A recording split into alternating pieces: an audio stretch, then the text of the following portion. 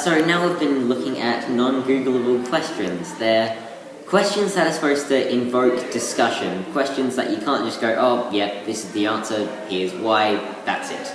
They're supposed to make you go, yeah, sure, that's the answer, but what else can you say about it? They're supposed to give you multiple ways of tackling the question.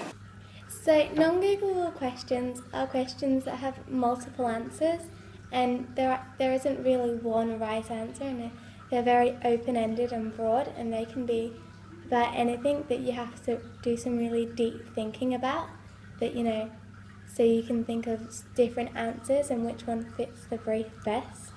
A non-Googleable question is where you have to research a question in depth, like not just search it up and find the answer. You have to actually go to the library, get some books, and find different ways to answer the question.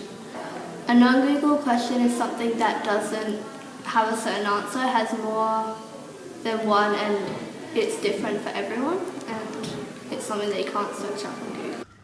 Non-Googleable questions are questions that require a philosophical thought process that requires much more of a deep thinking. Non-Googleable question is it makes you think outside the box, and you can't answer it directly. You have to research around it. Personally, I do differently. I think about it more, and because when it is Googleable, you're just pretty much copying what it says on the internet, and it's right there in front of you, so it's a lot easier to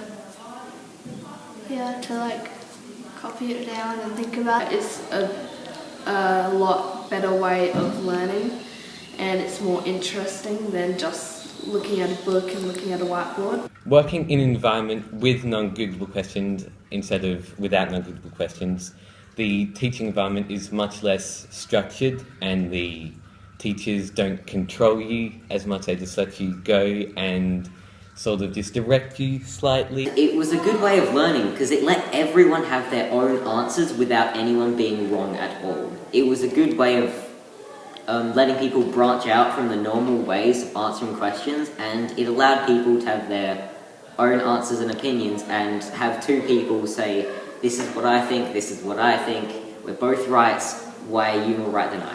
I think it's going really well. I really like how we've been able to work by ourselves, but we work around other people, so we can get other people's opinions and just help each other out. As I said, you can't really look at it directly. You actually have to talk to people and actually do research around the subject, not just, I'm just going to Google this straight away. There we go, I have the answer, I'm done. Well, it's very interesting.